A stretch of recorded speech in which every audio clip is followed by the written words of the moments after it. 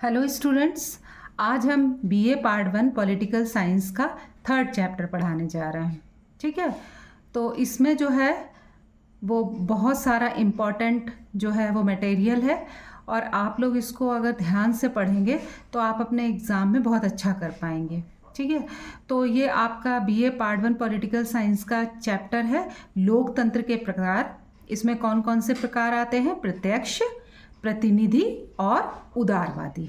ठीक है, तो इस वीडियो में हम पॉलिटिकल साइंस का बहुत ही इम्पॉर्टेंट टॉपिक पढ़ेंगे। ठीक है, तो इसे वीडियो को पूरा लास्ट तक देखिएगा और हर चीज़ बहुत ध्यान से पढ़िएगा। बीए पार्ट 1 का इसी चैनल पे मैंने बार बार बता रही हूँ कि सारा सिलेबस डाल रखा है और उसको भी जो पार्ट 1 के स्टूडेंट हैं वो देखें। एग्ज़ाम से पहले एक बार ज़रूर उसको पूरा देखें ताकि short questions, long question, very short और ऑब्जेक्टिव बहुत आसानी से कर लेंगे। ठीक है, सबसे पहले हम आपको ये बता दें कि लोकतंत्र के जो प्रकार हैं उसमें हम आज क्या क्या जानेंगे।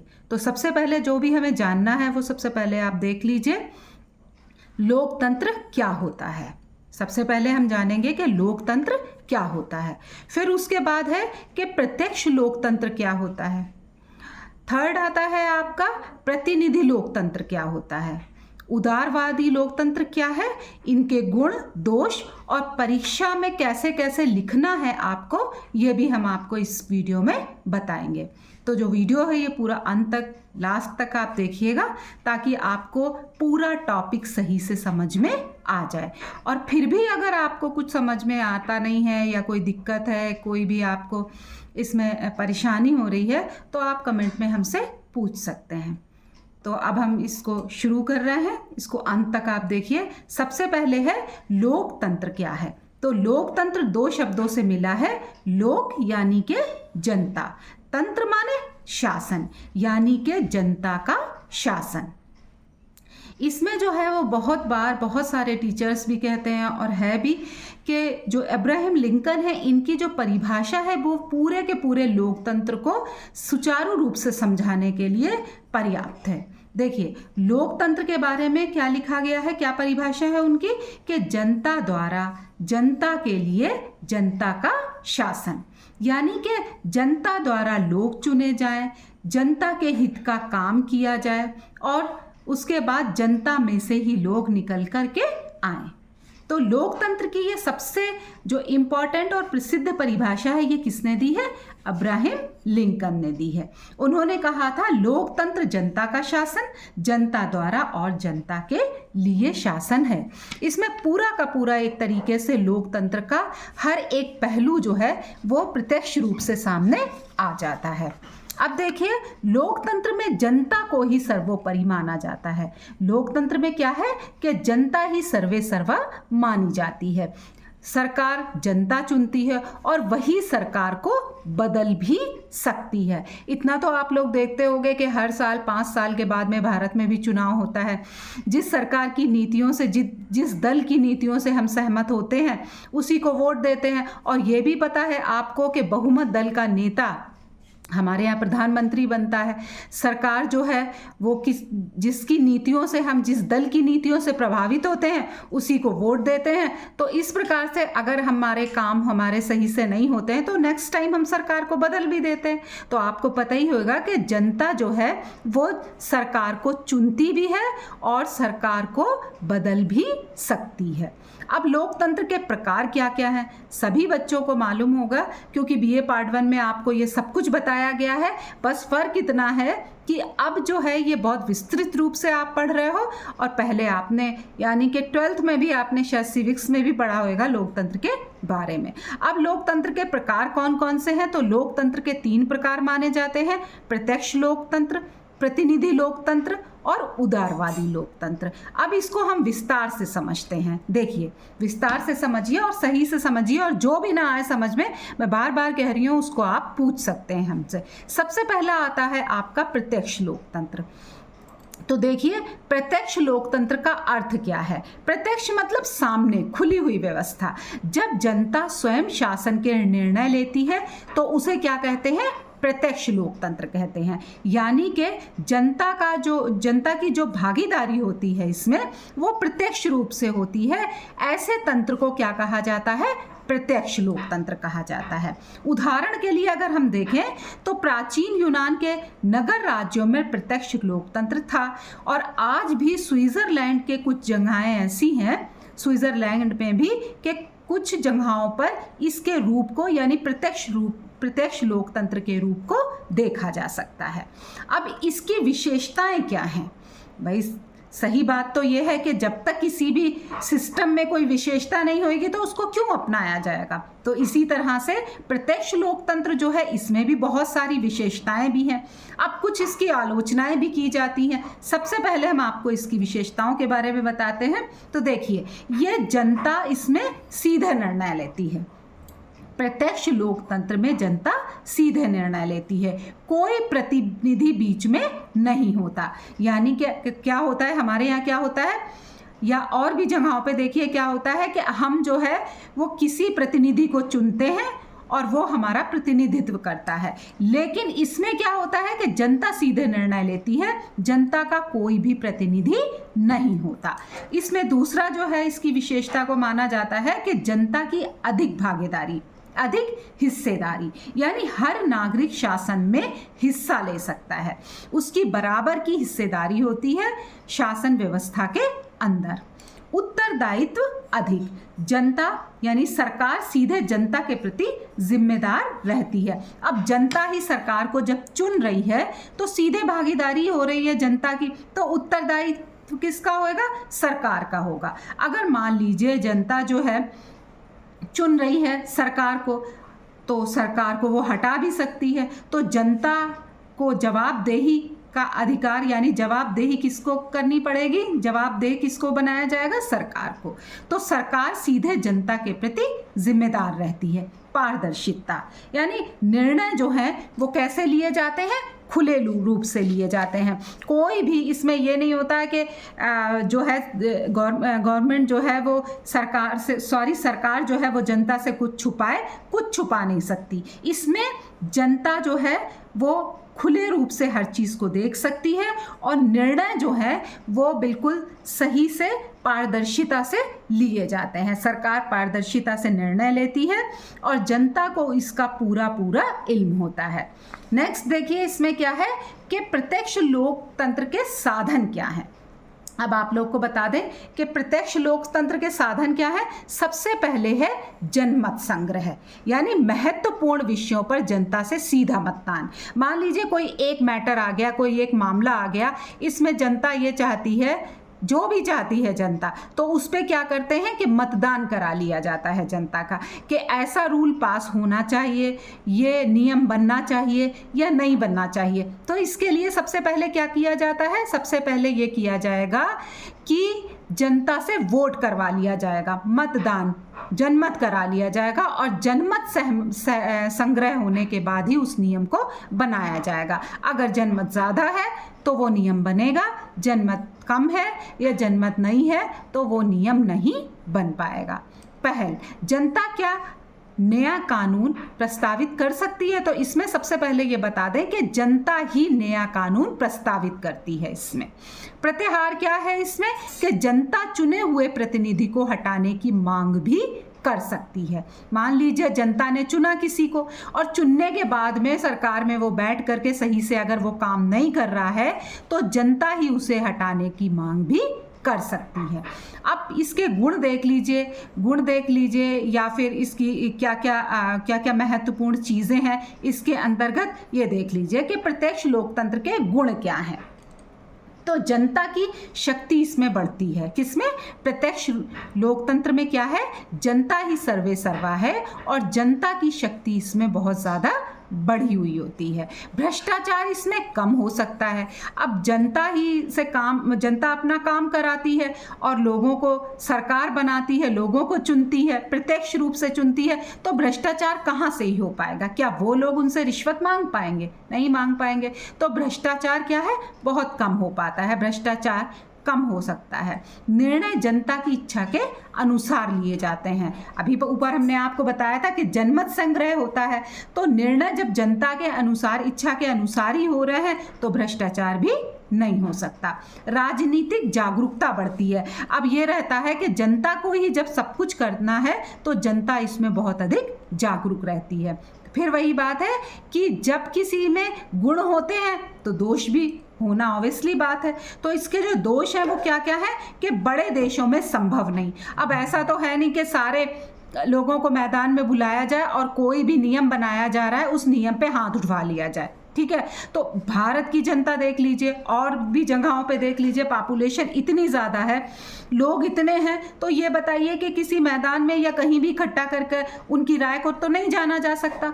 तो बड़े देशों के लिए ये संभव नहीं है कि प्रत्यक्ष लोकतंत्र को पूर्ण रूप से लागू करें। सभी लोग राजनीति को नहीं समझते, निर्णय लेने में समय लगता है। अब प्रत्यक्ष लोकतंत्र में क्या है, लोगों से पूछा, जनमत संग्रह कराया और तुरंत के तुरंत निर्णय ले लिया गया। लेकिन बहुत सारे निर्णय तो नहीं लिए जाते क्योंकि जनता जो है उसको राजनीति के बारे में नहीं पता है। जब राजनीति के बारे में नहीं पता है तो समय तो लगेगा ही ना सारी चीज़ों को पता करने में। तो इसमें निर्णय लेने में जो समय लगता है वो ठीक है, और समय जो है वो जनता के पास इतना ज़्यादा होता नहीं है। कब कब इकट्ठा किया जाएगा या जनमत कितनी बार कराया जाएगा। भीड़ तंत्र का इसमें खतरा बढ़ जाता है। आगे देखिए इसमें कि प्रत्यक्ष लोकतंत्र छोटे देशों में अधिक सफल माना जाता है, लेकिन बड़े देशों में इसे लागू करना बहुत कठिन हो जाता है। अभी हमने आपको बताया कि जहां पॉपुलेशन कम है वहां तो प्रत्यक्ष लोकतंत्र लाया जा सकता है, लेकिन जहां पॉपुलेशन ज़्यादा है वहां पर पूर्ण प्रत्यक्ष लोकतंत्र लाना अस्वाभाविक माना जाएगा। अब देखिए प्रतिनिधि लोकतंत्र क्या है। इसमें प्रतिनिधि लोकतंत्र के बारे में भी आएगा कि प्रतिनिधि लोकतंत्र, आपका क्वेश्चन भी आता है बीए पार्ट 2 में कि प्रतिनिधि लोकतंत्र क्या है। तो अब आप प्रतिनिधि लोकतंत्र के बारे में समझ लीजिए कि जब जनता अपने अपने प्रतिनिधियों को चुनती है और वे शासन चलाते हैं तो उसे प्रतिनिधि लोकतंत्र कहते हैं। जैसे हम मेंबर ऑफ पार्लियामेंट को चुनते हैं, भाई हमारे यहाँ एमएलए चुने जाते हैं, मेंबर ऑफ लेजिस्लेटिव असेंबली के, है ना। विधानसभा के सदस्यों को हम चुनते हैं, जिस दल की नीतियों से हम प्रभावित होते हैं उस दल के नेता को, उस दल के लोगों को, उम्मीदवारों को हम चुनते हैं। वो हमारा प्रतिनिधि होता है और वो हमारा प्रतिनिधित्व जाकर के कहाँ करते हैं, संसद में करते हैं, जाकर के विधान सभाओं में करते हैं। ऐसी शासन व्यवस्था में प्रतिनिधि लोकतंत्र होता है। तो ये प्रतिनिधि लोकतंत्र क्या है? प्रतिनिधि लोकतंत्र वो है जहां के जनता अपने प्रतिनिधियों को चुन करके सरकार में भेजती है। विधानसभा में हम भेजते हैं, संसद में भेजते हैं अपने प्रतिनिधियों को चुन करके। तो ऐसी व्यवस्था क्या कहलाती है? प्रतिनिधि लोकतंत्र कहलाता है। आज अधिकांश देशों में यही व्यवस्था है। कहाँ कहाँ ये व्यवस्था है? इंडिया, हमारे यहाँ भी यही है, यूनाइटेड किंगडम में भी यही है, यूनाइटेड स्टेट में भी यही व्यवस्था है। ठीक है, तो समझ में आ गया होगा आपको कि प्रतिनिधि लोकतंत्र क्या है। प्रतिनिधि लोकतंत्र का मतलब है कि जनता के द्वारा अपने प्रतिनिधियों को शासन में भेजने के लिए चुना जाना। इसकी विशेषताएं क्या है देख लीजिए। इसकी सबसे पहली व्यवस्था जो है, विशेषता जो है वो है चुनाव व्यवस्था, यानी जनता मतदान करके अपने प्रतिनिधि चुनती है। कैसे चुनती है? मतदान करके अपने प्रतिनिधियों को चुनती है। कौन चुनता है? जनता इसमें अपने प्रतिनिधि को चुनती है। संविधान का शासन इसमें होता है। सरकार जो है वो अपनी मर्जी से नहीं चलती है। कैसे चलती है? संविधान के अनुसार चलती है। सरकार किसके अनुसार काम करती है? सरकार संविधान के अनुसार कार्य करती है। प्रतिनिधित्व शासन व्यवस्था में, यानी कि प्रतिनिधित्व व्यवस्था में, प्रतिनिधि लोकतंत्र में सरकार संविधान के अनुसार करती है कार्य, अपनी मनमानी नहीं करती। अब इसमें राजनीतिक दल भी हैं, यानी ये बताइए कि अगर मान लीजिए आपको जो भी बताया जा रहा है, बहुत सारे एकजुट होकर के अगर दल नहीं बनेंगे, उनकी नीतियां अगर नहीं होंगी तो आप कैसे समझ पाएंगे कुछ भी। तो इसमें राजनीतिक दलों का भी बहुत महत्वपूर्ण योगदान रहता है। तो विभिन्न राजनीतिक दल जो है वो चुनाव लड़ते हैं। तो जिस दल की नीतियों से हम प्रभावित होते हैं उसी के प्रतिनिधि को हम वोट देते हैं, उसी के लिए हम मतदान करते हैं। नेक्स्ट देखिए कि उत्तरदायी सरकार, इसमें कैसी सरकार मानी जाती है? उत्तरदायी सरकार होती है। ये जनता के प्रति उत्तरदायी होते हैं और जनता के प्रति इनकी जवाबदेही बनती है। अब वही है कि इसके गुण क्या हैं, इसकी महत्वपूर्ण चीज़ें क्या हैं, इसकी विशेषताएं। गुण मतलब इसकी विशेषताएं, अगर विशेषताएं आती हैं या गुण आते हैं तो एक ही बात है। तो प्रतिनिधि लोकतंत्र के गुण या विशेषताएं क्या है? तो सबसे बड़ी विशेषता जो ये है कि वो है बड़े देशों के लिए उपयुक्त। अब बड़े देशों में हमने अभी भी बताया कि जनता को इकट्ठा तो नहीं किया जा सकता कहीं पे, तो उसके लिए क्या है कि प्रतिनिधि अपने अपने जनता चुनती है। तो बड़े जो देश हैं हमारे, जैसे भारत हो गया, यूनाइटेड किंगडम हो गया, उसके बाद में अमेरिका हो गया, इस तरह के देशों के लिए प्रतिनिधि लोकतंत्र वरदान माना जाता है। तो बड़े देशों के लिए उपयुक्त माना जाता है प्रतिनिधि लोकतंत्र। फिर प्रशासन करना आसान हो जाता है इसमें, विशेषज्ञ लोग शासन चला सकते हैं। हमें जिसकी नीतियों की से, यानी जिस राजनीतिक दल की नीतियों से हम प्रभावित हैं, उसमें विशेषज्ञ जो हैं वो भी इलेक्शन में खड़े होते हैं, वो हमारे प्रतिनिधि बनते हैं। तो विशेषज्ञ भी इसमें चले जाते हैं सरकार में, और यही लोग जो है वो शासन चलाते हैं। ये इसकी बहुत बड़ी विशेषता मानी जाती है। स्थिर सरकार बनने की संभावना होती है इसमें। कैसी सरकार बनने की संभावना है? स्थिर सरकार बनने की संभावना है इसमें। अब इसके दोष क्या क्या हैं ये भी देख लीजिए। दोष इसके हैं कि भ्रष्टाचार इसमें बढ़ सकता है, जनता और नेताओं के बीच में दूरी हो सकती है, ठीक है। चुनाव में धन, बल और बाहुबल इस्तेमाल किया जाता है। भ्रष्टाचार बढ़ सकता है, जिन प्रतिनिधियों को हम चुन करके भेज रहे हैं तो उनको सही से हम बहुत सही से नहीं जानते, ठीक है। और जनता नेताओं के बीच में दूरी बहुत अधिक होती है। चुनाव में क्या होता है कि लोगों को धन दिया जाता है, कहीं कहीं प्रेशर डाला जाता है, बल का इस्तेमाल किया जाता है और उनसे वोट डलवा लिया जाता है। तो ये एक जो लोकतंत्र हमारा है, प्रतिनिधि लोकतंत्र, इसकी ये कमियां मानी जाती हैं। कभी कभी जनता की जो समस्याएं हैं उनको अनदेखा कर दिया जाता है। तो ये सब जो है वो क्या है? ये सब प्रत्यक्ष, या कहना चाहिए प्रतिनिधि लोकतंत्र की बुराई समझ लीजिए या दोष समझ लीजिए। ये सारे के सारे इसमें दोष हैं, ठीक। भारत में प्रतिनिधि लोकतंत्र जो है इसके बारे में थोड़ा सा देख लीजिए, क्योंकि आपका क्वेश्चन आता है कि भारत में प्रतिनिधि लोकतंत्र के बारे में बताइए, या भारतीय प्रतिनिधि लोकतंत्र के बारे में आप क्या जानते हैं। शॉर्ट क्वेश्चन भी आ सकता है इसमें। देखिए इसमें अब आगे इसका उत्तर में आप क्या लिखेंगे कि भारत विश्व का सबसे बड़ा लोकतंत्र है। ये तो आप सभी को पता है कि भारत जो है वो क्या कहलाता है? विश्व का सबसे बड़ा लोकतंत्र। यहाँ जनता जो है वो सांसद और विधायक चुनती है। पहले ही हमने आपको बताया था अभी कि मेंबर ऑफ पार्लियामेंट और मेंबर ऑफ लेजिस्लेटिव असेंबली के सदस्यों को कौन चुनता है? जनता चुनती है इसमें। और भारत क्या है? भारत लोकतंत्र का सबसे बड़ा राज्य, सबसे बड़ा देश कहलाता है। अब यह है election commission of India. Election commission of India जो है वो इसका चुनाव करवाता है। कौन कराता है? इलेक्शन ऑफ इंडिया इसका चुनाव कराता है। और जो है भारत में जनता सांसदों को और विधायकों को चुनती है।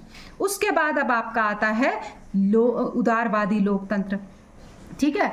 सबसे पहले आपको हमने बता दिया प्रत्यक्ष लोकतंत्र, उसके बाद प्रतिनिधि लोकतंत्र, अब आपका आता है उदारवादी लोकतंत्र। अब उदारवादी लोकतंत्र के बारे में आप देख लीजिए कि उदारवादी लोकतंत्र है क्या। तो उदारवादी लोकतंत्र वो व्यवस्था है जिसमें स्वतंत्रता, समानता, अधिकार और कानून का शासन होता है। ये चार चीज़ें आप याद कर लीजिए। अगर आपसे पूछा जाता है कि उदारवाद क्या है या उदारवादी लोकतंत्र, उदारवाद तो विचारधारा भी है, ये पता ही है, ये हम नेक्स्ट टॉपिक आपको पढ़ाएंगे ही, लेकिन अभी आप इसमें ये देख लीजिए कि उदारवादी जो लोकतंत्र है, अगर ये आता है आपका कि उदारवादी लोकतंत्रीय व्यवस्था के गुण बताइए या उसमें क्या क्या मुख्य चीज़ें हैं, तो आप इसमें क्या क्या बताएंगे कि एक तो सबसे पहले आता है स्वतंत्रता, दूसरा आता है आपका इसमें समानता, तीसरे नंबर पे आता है अधिकार और चौथे नंबर पे आता है कानून का शासन। अब इसकी मुख्य विशेषताएं क्या हैं? उदारवादी लोकतंत्र की विशेषताओं में सबसे बड़ी विशेषता आती है आपकी मौलिक अधिकार। हमारे भी संविधान में मौलिक अधिकार दिए गए हैं, 6 मौलिक अधिकार प्रदान किए गए हैं नागरिकों को, यह आपको पता है। तो लोकतंत्र, उदारवादी लोकतंत्र में मौलिक अधिकार नागरिकों को प्रदान किए जाते हैं, ये इसकी सबसे बड़ी विशेषता है। दूसरे नंबर पे आता है कानून का शासन। सभी कानून के सामने समान है, यानी कोई धनवान है तो उसको सज़ा कम दी जाए सेम क्राइम में, और जो निर्धन है उसको सेम क्राइम में सज़ा ज़्यादा दी जाए, ऐसा कुछ नहीं है। यानी कानून की दृष्टि में सभी समान हैं, तो कानून का शासन है यहाँ। नेक्स्ट आता है आपका स्वतंत्र न्यायपालिका, यानी इसकी जो तीसरी व्यवस्था जो विशेषता है वो है स्वतंत्र न्यायपालिका।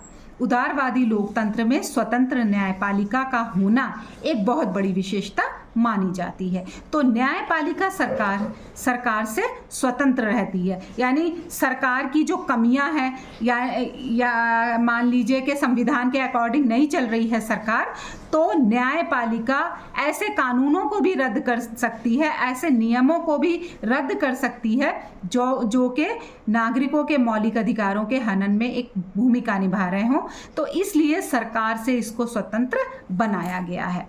नेक्स्ट आता है स्वतंत्र चुनाव। निष्पक्ष चुनाव लोकतंत्र की सबसे बड़ी पहचान है उदारवादी लोकतंत्र में, ठीक है। अभिव्यक्ति की स्वतंत्रता, बोलने की स्वतंत्रता, लोग अपनी बात खुल करके बोल सकते हैं उदारवादी लोकतंत्र में। उदारवादी लोकतंत्र में कोई भी अपनी बात को सुचारू रूप से रख सकता है, अपने विचारों को रख सकता है।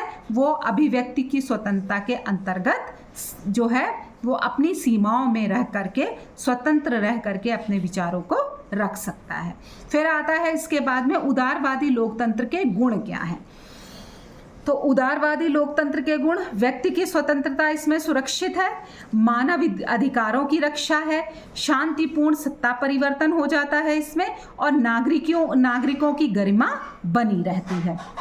अब इतने तो हमने देख लिए इसके गुण कह लीजिए या विशेषता कह लीजिए, ये सारे तो गुण आपने ये देख लिए। लेकिन कहीं कहीं जहाँ गुण है वहाँ कुछ दोष भी पाए जाते हैं। अब दोष क्या है, इसकी आलोचना क्यों की जाती है? तो सबसे पहला दोष जो आता है वो है आर्थिक असमानता बनी रह सकती है। क्या होता है इसमें कि आर्थिक असमानता बढ़ जाती है, पूंजीपतियों का प्रभाव इसमें बढ़ सकता है। किसका प्रभाव बढ़ सकता है? जो लोग पूंजीपति हैं, जो अमीर लोग हैं, उनका प्रभाव बढ़ सकता है। जैसे पहले भी हमने आपको बताया कि वोट लोग खरीद लेते हैं, अपने प्रभाव से लोगों को जो है वो बताते हैं कि हम ये करेंगे, ये सब कुछ करेंगे, उन पे प्रेशर डाल करके जनमत ले लेते हैं, लेकिन फिर उसके बाद वो सरकार में जाने के बाद वो सब कुछ नहीं करते। तो इसमें पूंजीपतियों का प्रभाव भी बढ़ सकता है। निर्णय प्रक्रिया बहुत धीमी हो जाती है, क्योंकि सारे प्रतिनिधि होते हैं, कुछ क्या कहते हैं, कोई किसी बात पे सहमत होते हैं, कुछ नहीं होते हैं। तो निर्णय प्रक्रिया जो है वो इसमें बहुत धीमी होती है। अब जनता का क्या है कि एक बार में ही ये होना चाहिए और ये नहीं होना चाहिए, लेकिन इसमें निर्णय लेने में काफ़ी समय लग जाता है। अब देखिए कि इन सब के, इन तीनों में क्या क्या अंतर है, ये अंतर के आधार क्या हैं। इन तीनों के अंतर के अब आधार आप देख लीजिए कि क्या क्या हैं। देखिए, सबसे पहले आधार क्या है? प्रत्यक्ष लोकतंत्र में देखिए, प्रतिनिधि लोकतंत्र में, उदारवादी लोकतंत्र में। सबसे पहले आधार शासन का आधार देख लीजिए, जनता स्वयं इसमें शासन करती है। प्रत्यक्ष लोकतंत्र में जनता स्वयं शासन करती है। प्रतिनिधि लोकतंत्र में क्या होता है? शासन प्रतिनिधियों द्वारा होता है। और उदारवादी लोकतंत्र में क्या है? संविधान व अधिकार पर आधारित शासन होता है। किस पर आधारित होता है? संविधान और अधिकारों पर शासन आधारित होता है। अब देखिए, प्रत्यक्ष लोकतंत्र में किसकी भागीदारी होती है? देखिए, जनता की इसमें सीधे भागीदारी होती है। किसमें? प्रत्यक्ष लोकतंत्र में। और प्रतिनिधि लोकतंत्र में अप्रत्यक्ष रूप से जनता की भागीदारी होती है। और उदारवादी लोकतंत्र में स्वतंत्रता पर आधारित होती है। उपायुक्त यानी कि उपयुक्त किस किस जगह पर है? प्रत्यक्ष लोकतंत्र छोटे देशों के लिए उपयुक्त है, ठीक है। प्रतिनिधि लोकतंत्र बड़े देशों के लिए उपयुक्त है, और उदारवादी आधुनिक लोकतंत्र राज्य के लिए उपयुक्त माना जाता है। इस पूरी सारणी को बहुत अच्छे से देखिए। मुख्य तत्व इसमें क्या है? प्रत्यक्ष लोकतंत्र में जन भागीदारी। प्रत्यक्ष लोकतंत्र में मुख्य तत्व क्या है? जन भागीदारी। प्रतिनिधि लोकतंत्र में मुख्य तत्व क्या है? चुनाव माना जाता है। और उदारवादी लोकतंत्र में मुख्य तत्व अधिकार व स्वतंत्रता है। तो अगर आपका क्वेश्चन आता है कि प्रत्यक्ष लोकतंत्र, प्रतिनिधि लोकतंत्र और उदारवादी लोकतंत्र को सुचारू रूप से समझाइए, इनमें क्या क्या अंतर है, भागीदारी, शासन, उपयुक्त और मुख्य तत्व, तो अगर सिर्फ आप ये सूची, ये सारणी ही आप बना देते हैं तो आपका आंसर पूरा कंप्लीट माना जाएगा। इसको बहुत आराम से आप देख लीजिए, समझ लीजिए। आपको कुछ भी समझ में ना आ रहा हो तो आप पूछ लीजिए और इस सब को आप भी नोट करके याद कर सकते हैं। अब आपका ये हमने जो समझा दिया, पढ़ाया, इसमें हमने आपको कि प्रत्यक्ष लोकतंत्र क्या होता है, प्रतिनिधि लोकतंत्र क्या होता है और उदारवादी लोकतंत्र क्या होता है। अब आप ये जान लीजिए कि इसमें जो है वो कौन कौन से क्वेश्चंस आपसे पूछे जा सकते हैं एग्जाम में।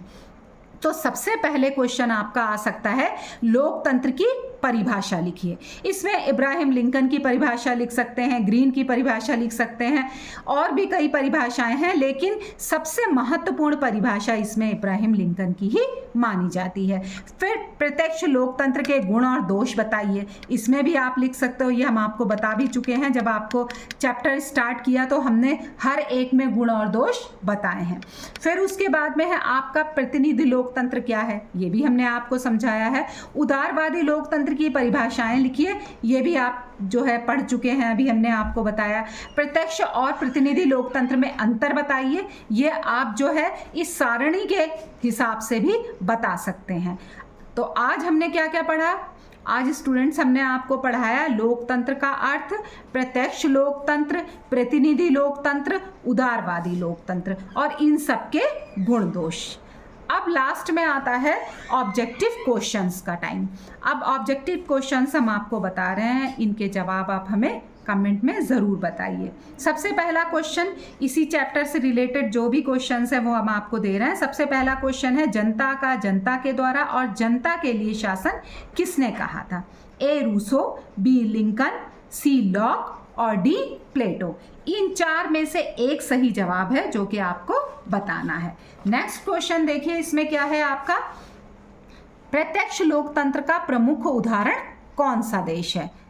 ए भारत, बी चीन, डी स्विट्जरलैंड या डी रूसो। इन चारों में से एक सही है, इसका जवाब आप हमें दीजिए। भारत में किस प्रकार का लोकतंत्र है? प्रत्यक्ष लोकतंत्र, राजतंत्र, प्रतिनिधि लोकतंत्र या तानाशाही? ठीक है। उदारवादी लोकतंत्र में किस पर विशेष बल दिया जाता है? ए तानाशाही, बी स्वतंत्रता और अधिकार, सी सेना शासन या धर्म शासन। इन चारों में से एक सवाल, एक जवाब है, तो जवाब जो भी है वो आप हमें बताइए। नेक्स्ट क्वेश्चन है, भारत में चुनाव कौन करवाता है? कौन करवाता है? संसद करवाती है, बी राष्ट्रपति करवाता है, सी सर्वोच्च न्यायालय या फिर डी चुनाव आयोग। ए बी सी डी आप डाल सकते हो कि 5 का ये है, डी है, या फिर 4 का सी, या जो भी है, जो भी सही जवाब है वो ए बी सी में से एक जवाब और क्वेश्चन नंबर लिख करके आप बता सकते हो।